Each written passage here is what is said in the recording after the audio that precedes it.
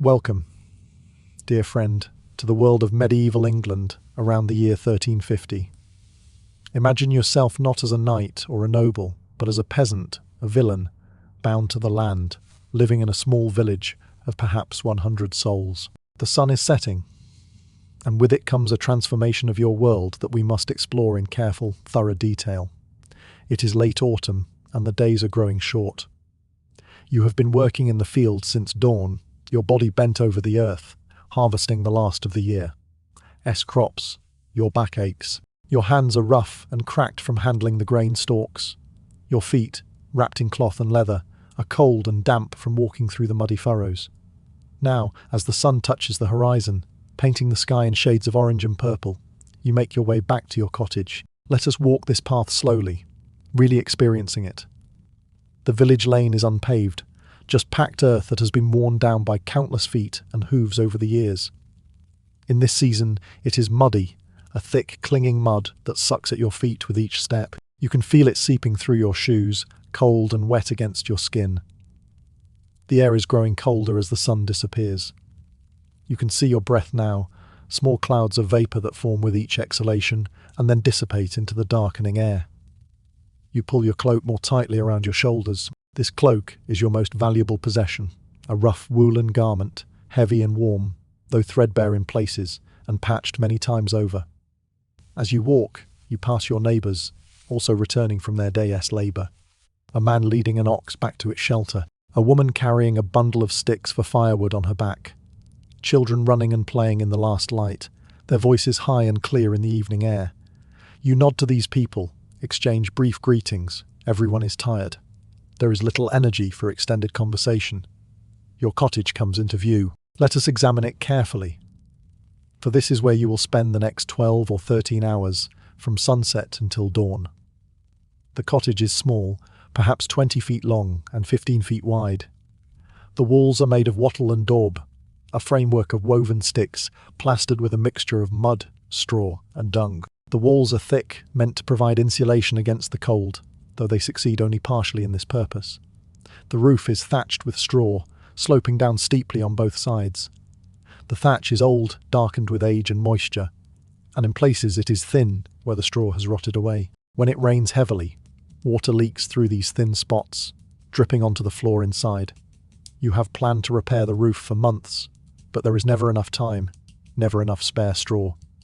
There is one door, made of rough wooden planks held together with iron bands. The door hangs on simple leather hinges and can be barred from the inside with a wooden beam. There are no windows, or rather, there are holes in the walls that serve as windows, but they have no glass, no covering except wooden shutters that can be closed against the cold and rain. You push open the door and step inside. The interior of the cottage is dim, lit only by the fading light from the window holes and by the faint glow of coals in the central hearth. Your wife is here, and your 3 children. 2 boys aged 8 and 5, and a baby girl not yet a year old. They look up as you enter, and your wife gives you a tired smile. "Good evening," you say, your voice rough from a day spent in silence or in shouted instructions across the fields. Your wife nods too, weary for many words. She has spent her day caring for the children, spinning wool, tending the small garden plot beside the cottage, feeding the chickens, countless tasks that never end. The floor of the cottage is packed earth, hard and cold underfoot. There is no wood floor, no stone paving, just dirt that has been pounded flat by years of walking. In places the floor is uneven, with small hollows and rises. In wet weather the floor becomes muddy, and you track in more mud from outside, creating a perpetual dampness. The cottage is divided into 2 main spaces, though there is no wall between them, just an understanding of where one area ends and another begins. The larger area, perhaps 2/3 of the total space, is the living area. Here you find the hearth, a circle of stones in the centre of the room, with a fire burning in it. The smoke from the fire rises up toward the roof, where it filters out through the thatch. There is no chimney, you see. The smoke just fills the upper part of the room, creating a permanent haze, before slowly escaping through the roof. This smoke is a constant presence in your life. It stings your eyes, makes them water. It irritates your throat and lungs, causing you to cough frequently. The smell of smoke permeates everything, your clothes, your hair, your skin. You can taste it when you eat. As the evening deepens and the work of the day finally comes to an end, you must now perform the important task of securing your cottage for the night. This is not simply a matter of closing a door and going to sleep. No, there are specific practices, specific rituals that must be observed to ensure safety, to ward off danger, to maintain the proper order of things. First, you must tend to the fire. The fire in your hearth has been burning all day, fed periodically with sticks and peat and whatever fuel you can gather. This fire is precious, essential to your survival.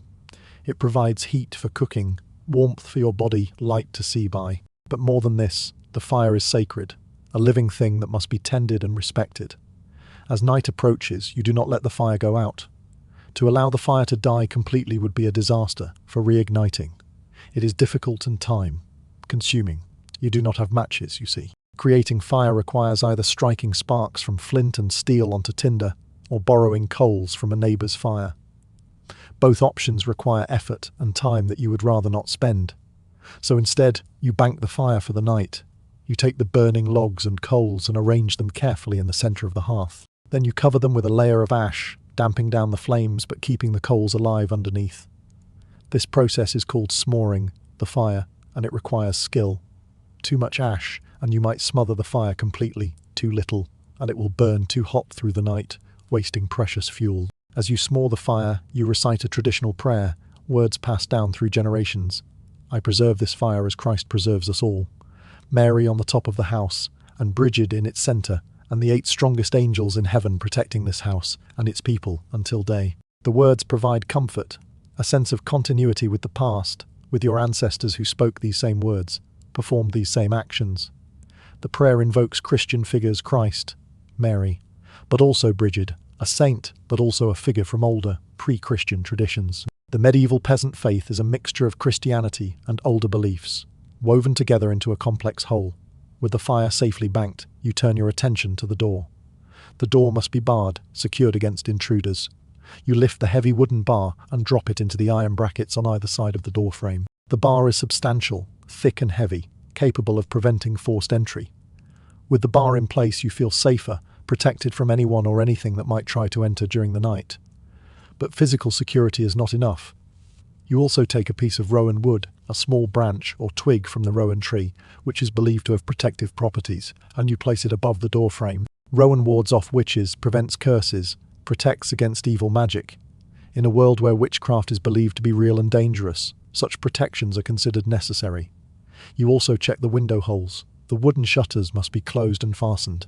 You push each shutter closed, fitting it into place, securing it with a simple wooden peg or leather strap. With the shutters closed, the cottage becomes even darker, lit only by the faint glow of the smouldering fire. But the darkness is preferable to the dangers that might enter through an open window, not just human intruders, but also spirits, night air, which is believed to carry disease and various supernatural menaces. Now you must address the animals. The cow must be secured for the night, tied in her stall to prevent her from wandering or causing damage. But before you tie her, you perform a small ritual. You make the sign of the cross over the cow, asking for God's protection for this valuable animal. The cow is essential to your survival. She provides milk, and eventually she will calve, providing another cow or meat. To lose the cow to disease or theft would be catastrophic. You also check the cow for signs of fairy interference. Medieval peasants believed that fairies would sometimes milk cows at night, stealing the milk for themselves. To prevent this, you might tie a red thread around the cow's tail, or place iron nails in the doorposts of the animal area. These practices are taken seriously, considered as important as feeding and watering the animals. The chickens have already roosted on their pole, settling themselves for sleep with soft clucking sounds. You ensure that they are safe from predators, weasels, foxes, or supernatural creatures that might harm them. A prayer is murmured for their protection as well. With the animals secured and the cottage barred, you turn to personal preparations for sleep. But first, there is the evening prayer, the formal acknowledgement of day's end, and the asking of God's protection through the night. You gather your family, your wife, and the 3 children, though the baby is already asleep. You have been asleep for perhaps 3 or 4 hours when something strange happens. Something that would seem very odd to us, but was completely normal for medieval peasants. You wake up, not because of any disturbance, not because of noise or discomfort, but simply because this is what medieval people did. They did not sleep through the night in one continuous 8-hour block as we try to do. Instead, they practiced what historians call segmented sleep or biphasic sleep. Let us examine this fascinating practice in detail, for it reveals much about medieval life and the nighttime rituals of our ancestors. You open your eyes in the darkness, complete darkness, or nearly so. The fire has burned down to the faintest ember glow, providing almost no light. You cannot see your hand in front of your face, but you are awake, alert, and this is perfectly normal. This waking period between the first sleep and the second sleep was a recognized and accepted part of medieval life. It typically lasted 1 to 2 hours, occurring roughly in the middle of the night, around midnight or 1 in the morning. During this wakeful period, people engaged in various activities that we must now explore. You lie still for a moment, listening to the sounds around you. Your wife is breathing deeply beside you. She too is awake, though she has not yet moved. You can hear one of your children shifting on their straw pallet, the rustling of straw, then settling again into sleep. The cow makes a soft lowing sound from her stall outside. In the village you can hear nothing. Everyone is either asleep or, like you, awake in the darkness of their own cottages. This hour between sleeps is considered a special time, a time with its own particular character. It is a time for prayer, for reflection, for quiet conversation, for intimacy between husband and wife. Let us observe what you do during this strange wakeful hour. First, you attend to the fire. This is important, for the fire must be kept alive through the night. You carefully push aside the ash that covers the coals, exposing the still, glowing embers beneath. You add a few small sticks, the driest wood you have saved for this purpose, and gently blow on the coals. The embers brighten, orange and red, and the sticks catch fire. A small flame grows, providing a welcome bit of light and warmth. You do not build the fire up too much. Fuel must be conserved, but enough to provide light for the next hour or so until you return to sleep. The flickering firelight drives back the darkness slightly, making the cottage interior visible in a dim, shadowy way. Now you sit up on your bed of straw, pulling the blanket around your shoulders for warmth. Your wife does the same. You sit together in companionable silence for a few moments, both adjusting to wakefulness, both settling into this familiar midnight ritual. This wakeful period is, for many medieval couples, a time for intimacy and conversation, away from the demands of labor, away from the eyes of children and neighbors. Husband and wife can talk, can share their thoughts and concerns, can simply be together without the pressures of the day intruding. You speak to your wife in low voices, careful not to wake the children. You discuss the day's events, the state of the crops, concerns about the coming winter. Will there be enough food stored? Is the roof repair sufficient? Or will it leak when the heavy winter rains come? Is the cow showing signs of illness, or is she healthy? These conversations are quiet, intimate, a sharing of burdens and worries. Your wife tells you about the children's day, about the small dramas of village life. You tell her about your work in the Lord's fields, about the other men you worked alongside, about the overseer's demands. This time is also, in many medieval marriages, a time for sexual intimacy. Privacy is rare in medieval life. The entire family sleeps in the same room, often in the same bed. But during this midnight waking period with the children deeply asleep, couples could find a measure of privacy, a time for physical closeness and marital relations. But beyond conversation and intimacy, this wakeful hour has another important purpose: prayer and religious observance. Many medieval people used this time for private devotions, for prayers that were more personal and heartfelt than the formal recitations of evening and morning. You and your wife kneel beside your bed, or sit if kneeling is too uncomfortable in the cold, and you pray together. These prayers are different from the evening prayers. They are quieter, more meditative, more personal. You pray for your children, asking God to keep them healthy, to protect them from disease and accident. You pray for success in your labor, for good harvests, for the Lord of the Manor to be merciful in his demands. Your wife prays for the protection of the household, for the welfare of the animals, for the safety of childbirth, for she is pregnant again. As you drift into your second sleep, let us pause to examine one of the most pervasive fears of medieval peasant life: the fear of nighttime visitors, both natural and supernatural. For the medieval mind did not distinguish sharply between these categories. Thieves were as real as demons, and both were equally to be feared and guarded against. The medieval night was full of dangers, and the peasant cottage, with its thin walls, its thatched roof, its simple door, provided only limited protection. Let us explore these fears in detail, for they shaped the nighttime rituals and behaviors of our ancestors. First, there was the fear of human intruders, thieves and robbers who might break into the cottage during the night. In a society with limited law enforcement, where the local lord's justice was often arbitrary and slow, crime was common and criminals rarely caught. Your cottage contains little of obvious value to an outsider. Some tools, some stored grain, perhaps a few coins hidden in the chest, your wife's spindle and distaff. But to a desperate person, to someone starving or destitute, these modest possessions might be worth stealing. And the act of thievery, if discovered, might lead to violence, to injury or death. This is why you bar the door so carefully each evening, why you place rowan wood above the frame, why you keep your knife under your pillow. The knife serves a dual purpose: protection against supernatural threats, but also a weapon against human attackers. If someone did break into your cottage at night, you would need to defend your family, and the knife is your only weapon. You have heard stories of robberies in neighbouring villages, of cottages broken into while families slept, of food stolen, of people beaten or killed when they tried to resist. These stories circulate constantly, told and retold, each telling adding new details, new terrors. Whether all the stories are true is almost beside the point. They express real fears, real anxieties about the vulnerability of nighttime. But human intruders, frightening as they are, represent only one category of night visitors. Far more prevalent in the medieval imagination were the supernatural threats, the ghosts, demons, fairies, and other beings that were believed to walk abroad after dark. The medieval cosmos was crowded with supernatural entities, and many of them were hostile, or at least unpredictable in their treatment of humans. Let us examine some of these beings and the specific threats they posed. First, there were ghosts, the spirits of the dead who had not found rest. Medieval people believed that the dead could return to the world of the living, especially if they had died suddenly, violently, or without proper Christian burial. A person who drowned, who was murdered, who died excommunicated. Such a person's spirit might wander, seeking resolution, seeking revenge, or simply unable to move on to the afterlife.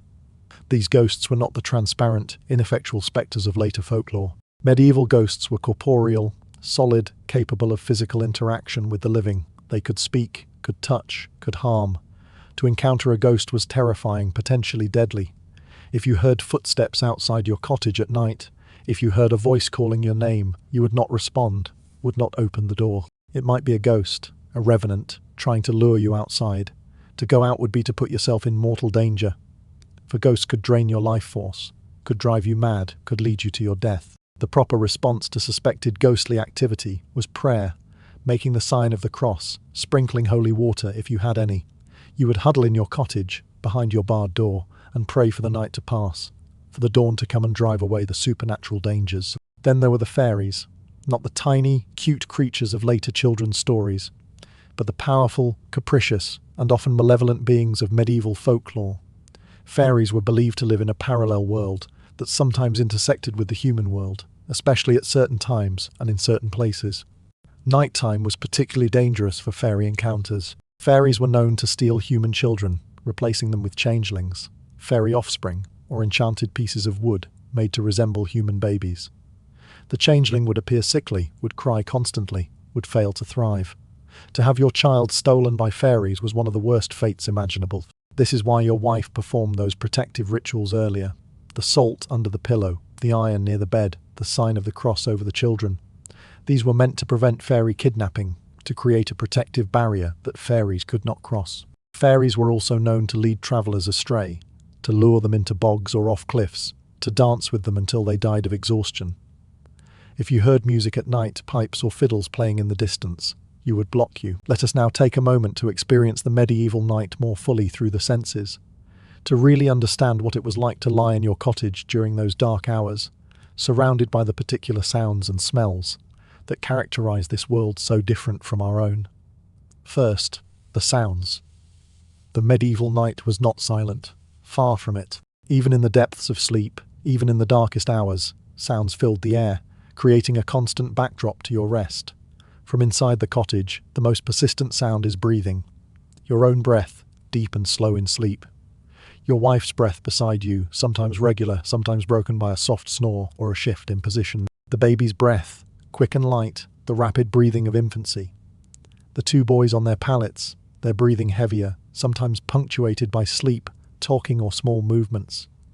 The straw rustles with every shift of position. Medieval straw beds are noisy things, crackling and crunching with the slightest movement. When someone turns over in sleep, the sound fills the cottage, a long rustling like wind through dry grass. You have become so accustomed to this sound that it no longer fully wakes you, but it registers in your sleeping mind, a reminder of where you are. The fire, even banked and covered with ash, makes its own sounds. The occasional pop or crack as a piece of wood settles. The faint hiss of moisture escaping from the fuel. Sometimes a coal breaks apart with a soft crumbling sound. These sounds are comforting, familiar, the sound of warmth and safety. The animals contribute their own nighttime symphony. The cow shifts her weight from time to time, her hooves scraping on the earthen floor. She might low softly, a rumbling sound deep in her throat. She chews her cud during the night, and you can hear the steady grinding of her jaw, the wet sounds of her chewing. This too is normal, reassuring. A healthy cow makes these sounds.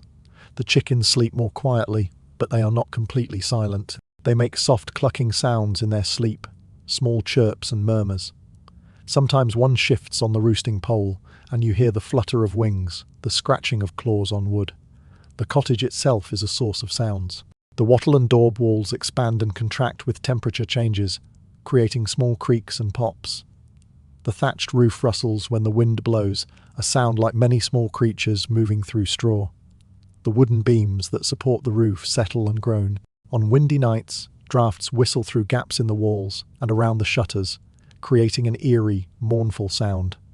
From outside come other sounds, sounds from the wider world beyond your cottage walls. The wind is a constant presence, rustling through trees, moaning around buildings, sometimes rising to a howl during storms. You can hear it approach from a distance, the growing rush of sound as it moves through the forest, then arrives at the village, shaking shutters and doors. Animals move about at night, wild animals hunting or foraging. You might hear the bark of a fox, sharp and sudden, startling in the darkness, or the eerie screech of an owl, hunting mice and voles. Wolves sometimes come close to the village, especially in winter when food is scarce, and their howling carries for miles, a sound that makes your skin prickle with primal fear. Dogs bark in other cottages, responding to sounds you cannot hear, or simply declaring their territory. Sometimes you hear a dog fight, the snarling and yelping echoing through the night. Cats yowl, especially during mating season, their cries eerily human, like from neighbouring cottages come human sounds. Babies cry, their wails carrying clearly through the thin walls. You can hear people coughing, that wet, hacking cough of lung disease is common in the village. Sometimes you hear voices, people talking in their sleep, or perhaps awake during their own midnight watch between first and second sleep. On certain nights you might hear religious sounds. Church bells ring the hours, marking time even in darkness, though you cannot count the bells and do not know exactly what hour it is. The bells also ring an alarm if there is fire, or if enemies approach, a frantic clanging that would send everyone scrambling from their beds. During certain religious festivals or feast days, you might hear processions, even at night, groups of villagers walking through the streets, chanting prayers or singing hymns. These processions are meant to bless the village, to drive away evil, to ensure good harvests. The sound of many voices raised in prayer is both beautiful and slightly unnerving in the darkness. And then there are the unexplained sounds, sounds that make your heart race, that make you lie very still and alert in your bed. A knock at someone's door, footsteps on the path outside, voices speaking in the distance, words you cannot quite make out. These sounds might be innocent, some own with a legitimate reason. As you sleep through the darkest hours, your mind is active, creating dreams that reflect the beliefs, fears, and experiences of medieval peasant life. Let us explore the nature of medieval dreams, for they were understood very differently than we understand dreams today. Medieval people did not view dreams as simple products of the unconscious mind, random firings of neurons, or processing of daily experiences. No, dreams were communications, messages from God, temptations from the devil, visits from the dead, or prophecies of future events. Dreams were taken very seriously indeed. There were different types of dreams, each with different meanings and significance. Let us examine these categories, for understanding them helps us understand the medieval worldview. First, there were divine dreams, dreams sent by God or by saints or angels. These dreams might contain warnings, instructions, or revelations. You might dream of a saint who tells you to make a pilgrimage to a particular shrine, or to change some behavior, or to perform some pious act. Such dreams were considered genuine communications from the divine realm and should be obeyed. If you had such a dream, you would tell your wife, perhaps tell the priest, and you would seriously consider following the dream's instructions. To ignore a divine dream would be foolish and potentially dangerous, for God might punish such disobedience. Then there were demonic dreams, dreams sent by the devil or his demons to tempt you, to frighten you, to lead you into sin. These dreams might be sexual in nature, tempting you to lust, or they might be frightening, designed to create fear and despair, or they might be deceptive, offering false prophecies, or bad advice disguised as divine guidance. Distinguishing between divine and demonic dreams was difficult, requiring careful thought and often consultation with the priest. Generally, dreams that led towards sin or away from the church were considered demonic. Dreams that encouraged piety, virtue, and obedience to church teachings were considered divine. There were also natural dreams, dreams that arose from your own body and mind, from things you had eaten, from your humours being out of balance, from your daily experiences. These dreams were considered less significant, though they might still contain useful insights. If you ate too much before bed, you might have disturbing dreams. If your body was too hot or too cold, this might influence your dreams. If you were worried about something during the day, you might dream about it at night. These natural dreams were not messages from outside yourself, but reflections of your own inner state. Finally, there were prophetic dreams, dreams that showed the future. Medieval people firmly believed that some dreams could predict coming events. If you dreamed of a death, someone might die. If you dreamed of water, tears and sorrow might come. If you dreamed of treasure, you might suffer loss. Dream interpretation was a complex art, with many traditional associations passed down through generations. Certain symbols had established meanings. A white horse meant death. Blackbirds meant bad news. Finding money meant losing money. Water meant tears. Fire meant anger or passion. Falling meant loss of status or fortune. But the interpretation also depended on context. The same symbol might mean different things in different dreams, depending on other elements present, on the dreamer's current life situation, on the season or time of year. Your wife, your mother, older women in the village. These people had accumulated knowledge of dream interpretation and could help you understand what your dreams meant. Now let us consider what you might actually dream about on a typical night. Your dreams are shaped by your daily life, your fears, your beliefs, your experiences. You might dream about work, endless hours of toil in the fields, bending over crops, feeling the ache in your back. These dreams are monotonous, repetitive, reflecting the monotony of your waking life. You hoe the same furrow over and over, harvest the same grain endlessly, perform the same actions again and again. You wake from such dreams feeling tired, as if you have been working all night. You might dream about food, tables laden with meat and bread, more food than you have ever seen in waking life. You eat and eat in the dream, but somehow never feel full, never satisfy your hunger. This type of dream is common among people who often go to bed not quite full, whose bodies crave more nutrition than they receive. You might dream about your family, your children grown and healthy, your wife smiling, everyone warm and safe. These are pleasant dreams, wish fulfillment dreams, showing you the life you hope for rather than the harsh reality you live. You wake from these dreams with a sense of loss, mourning the gap between dream and reality. Let us now address a topic that might seem indelicate, but is essential to understanding medieval nighttime life: the management of bodily functions during the long hours of darkness. This is not a glamorous subject, but it is a real and constant concern for you and your family. As we have noted, there is no toilet in your cottage, no indoor plumbing of any kind. During the day, you use the outdoor privy, a small wooden structure at the edge of your property with a deep pit beneath it. But at night, going outside is not practical or safe. The darkness is complete, the path muddy and treacherous, and the dangers of the night too numerous to risk. So you have a chamber pot, a simple clay vessel, perhaps a foot across and half as deep, kept in a corner of the cottage. This pot serves the nighttime needs of your entire family. Let us examine how this works in all its uncomfortable detail. The chamber pot is not hidden away or kept in a separate room. There are no separate rooms. It sits openly in a corner, perhaps partially concealed behind a piece of cloth hung from a nail, but not truly private. Everyone knows it is there. Everyone uses it. During the night, if you or anyone in your family needs to relieve themselves, they must get up from the warm bed, cross the cold cottage floor, and use the pot. There is no privacy, no dignity in this process. If you need to use the pot, you simply use it. while your wife and children sleep nearby or lie awake hearing everything. The sounds are unavoidable, the liquid hitting the clay vessel, the scrape of the pot on the floor as it is moved, the rustle of clothing being adjusted afterward. These sounds are familiar, normal, not embarrassing, because there is no alternative, no possibility of privacy. The smell, too, is unavoidable. As the night progresses and the pot is used by multiple family members, the smell intensifies. Urine, concentrated after a night of sleep, has a strong odour. Medieval people did not flush the pot or clean it during the night. That would require water and effort and light, none of which are readily available. So the pot sits there, its contents growing stronger, smelling as the hours pass. By morning, the pot might be nearly full, a noxious brew that must be dealt with. This is one of the first tasks of the day, emptying the chamber pot. Usually this job falls to one of the older children, often your daughter. She must pick up the heavy pot, carefully so as not to spill, and carry it outside to be emptied. Where does she empty it? In the best case, there is a designated waste pit some distance from the cottage. She walks there carefully, the pot held away from her body, trying not to breathe too deeply of the smell. She pours the contents into the pit, then carries the empty pot back to the cottage.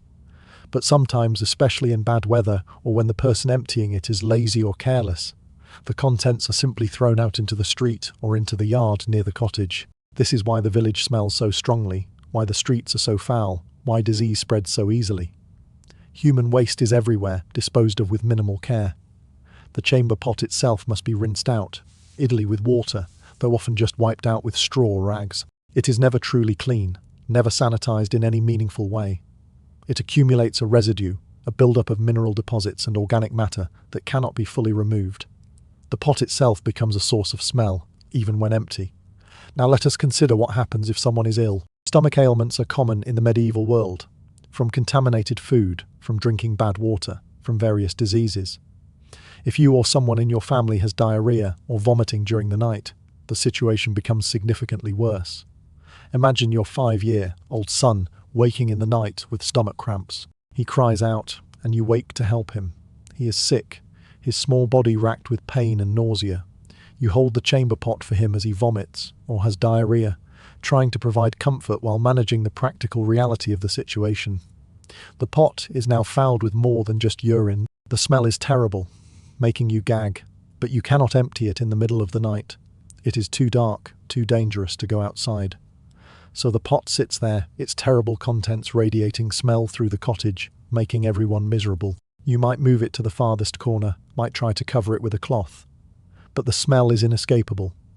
Your son is sick all night, needing the pot multiple times.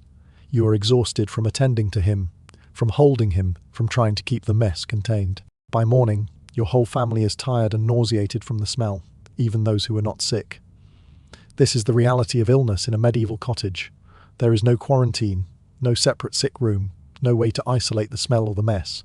Everyone suffers together, sharing the space and the consequences of illness. Let us now expand our view beyond your individual cottage, to consider the village as a whole during the night hours. For the medieval village was, in many ways, a collective organism, and nighttime was experienced communally, even as individual families slept in their separate cottages. The village where you live contains perhaps 30 to 40 cottages, clustered together along a single main street or around a central green. These cottages are not widely spaced like modern houses, but built close together, sometimes sharing walls, always near enough that sounds and smells carry easily from one to another. This proximity means that nighttime in the village is not a series of isolated individual experiences, but a shared collective experience. What happens in one cottage affects others. The sounds of one family's night can be heard by neighbouring families. The village sleeps together, breathes together, experiences the night together. Let us consider the rhythm of the village night. As dusk falls, all the cottages follow roughly the same pattern. Families return from the fields. Evening meals are prepared, fires are smored, prayers are said. One by one, cottage by cottage, the village settles into sleep. If you were to float above the village as night falls, you would see the individual cottage fires dim and disappear, like stars winking out one after another. You would see the movement within cottages slow and cease. The village grows dark and quiet, transitioning from the activity of day to the stillness of night. But not all at once. Some families stay up later than others. The baker might work late into the night, preparing dough for the next day's bread. You can see the glow of his fire, brighter than others, and smell the yeast and flour. His cottage remains active while others sleep, his nighttime labour providing for the village's morning bread. The blacksmith's forge, if he is working on an urgent project, might also burn late, the orange glow visible through gaps in his workshop walls, the sound of his hammer on anvil carrying through the night air, rhythmic and loud, disturbing the sleep of nearby families. Some people are awake because of necessity rather than choice. A woman in labour might cry out in her cottage, her screams of pain audible to neighbours. They lie awake listening, praying for her safe delivery, perhaps wondering if they should go offer help or if the midwife has already been summoned. A sick child might cry and moan, the sound carrying clearly in the quiet night. Neighbours hear and perhaps discuss it during their own midnight waking period. Did you hear the miller's child crying? I fear he has the fever. God grant he recovers. The collective nature of village sleep is also evident in the way people respond to danger. If one person raises an alarm, shouts of fire or thieves, everyone wakes, everyone responds. You cannot ignore such alarms, cannot assume someone else will deal with it. The survival of the village depends on collective action. Imagine this scenario. Deep in the night, you are jolted awake by shouts and the ringing of the church bell in frantic, irregular clanging. You sit up instantly, heart pounding. Your wife is already awake, clutching the baby. The boys stir on their pallets, frightened by the noise. Fire, someone is shouting. Fire at the north end.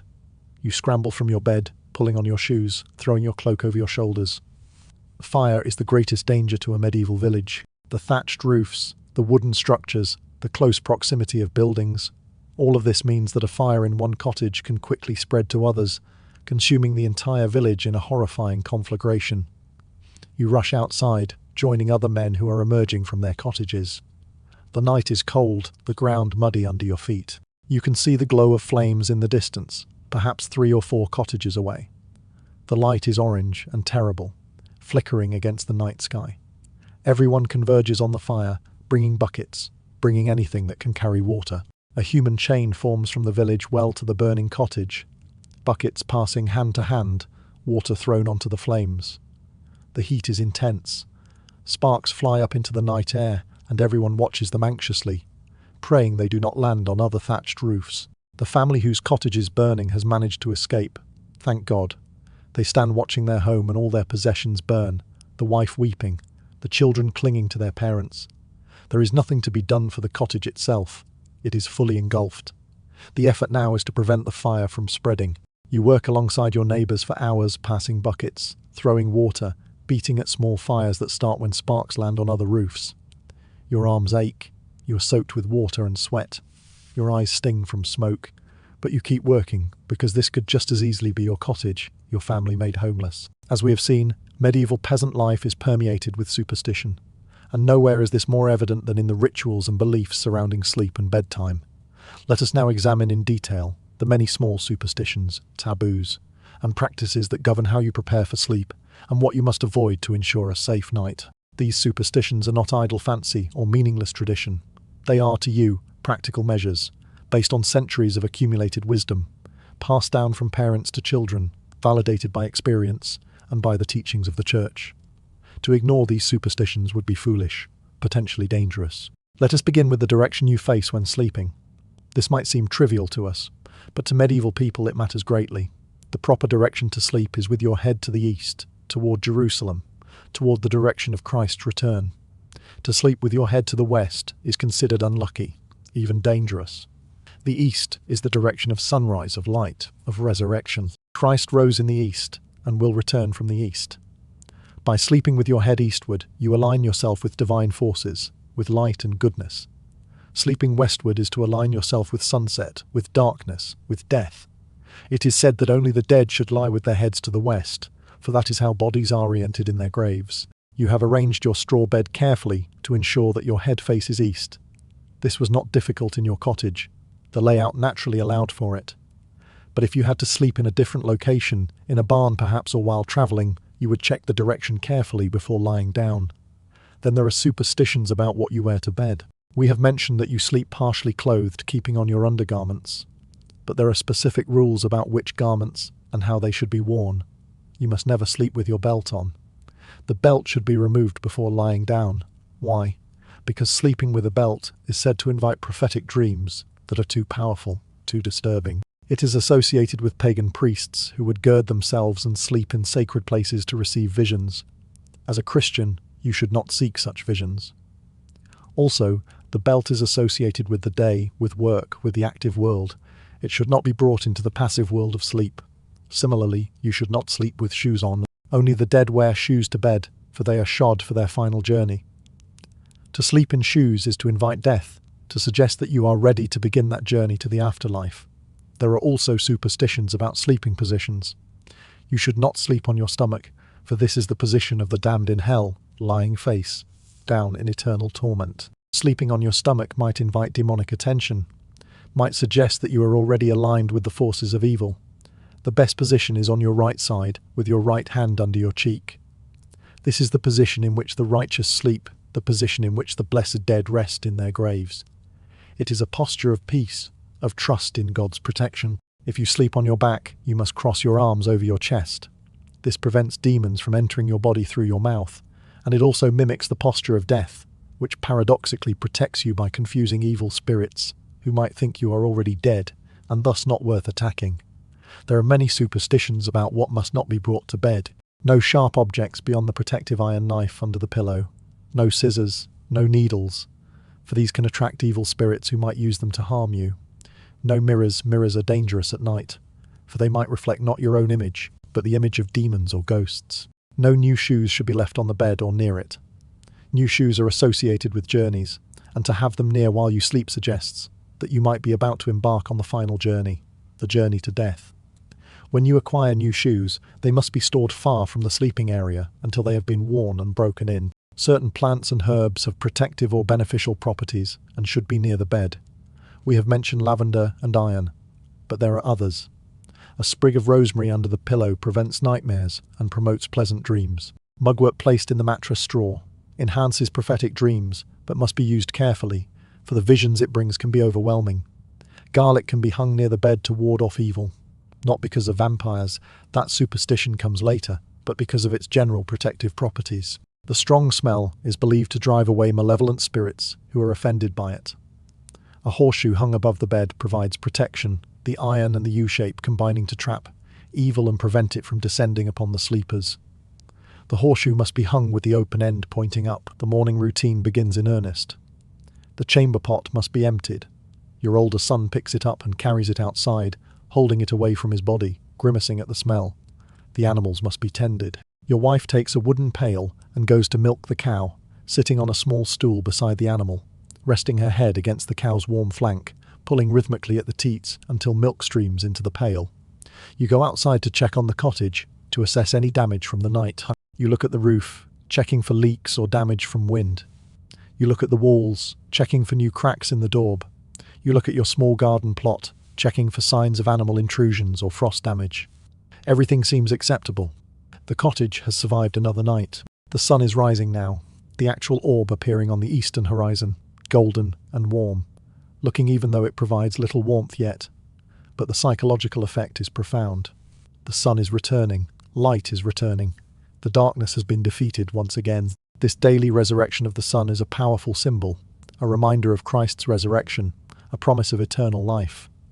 You stand watching the sunrise for a moment, this daily miracle that you have seen thousands of times, but that never loses its significance. The sun climbs, the light spreads, the shadows retreat. The night is over. You have survived. Back inside the cottage, your wife is preparing the morning meal. It will be simple, perhaps leftover pottage from the night before, reheated over the fire, perhaps some bread if there is any, perhaps some milk from the cow, still warm and foamy from the milking. You gather with your family to eat. Before eating, you say grace, thanking God for the food, for the new day, for your continued survival. Bless us, O Lord, and these thy gifts which we are about to receive from thy bounty, through Christ our Lord. Amen. The food is eaten quickly. It is not particularly tasty, but it provides energy, provides fuel for the day's labour. You eat your portion, scraping the bowl clean, wasting nothing. The children eat their portions. The baby nurses at her mother's breast. And now, with dawn fully arrived, with the morning meal consumed, with the night safely passed, you must prepare for the day ahead. The work awaits, the endless work in the Lord's fields, the work that defines your life, the work that you must perform, whether you are rested or tired, sick or well. You gather your tools, your hoe or sickle, or whatever implement the day's labour requires. You adjust your clothing, tightening your belt, pulling your hood up against the cold. Your wife prepares the children for their day. The older boys will come with you to the fields to help as they can. The baby will stay with her mother. You step outside into the full light of morning. The village is now fully awake, people moving about, preparing for work, greeting each other. The night fears have receded, pushed back by the light. The supernatural dangers that seemed so real in darkness now seem distant, less threatening. But you know they will return when night falls again, when darkness covers the land once more. The cycle is eternal, day and night, light and dark, safety and danger, waking and sleeping. You have survived this night, but there will be another tonight, and another after that, and another after that, stretching forward for all the days of your life. For now, though, it is day, the sun is shining, work awaits. You join the stream of villagers heading toward the fields, toward another day of labour, toward the continuation of life in medieval England. And so ends our journey through the weird nighttime rituals of medieval peasants. We have experienced the long hours of darkness, the fears and superstitions, the prayers and protections, the strange practice of segmented sleep, the collective nature of village nights, the sounds and smells and sensations of a world so different from our own.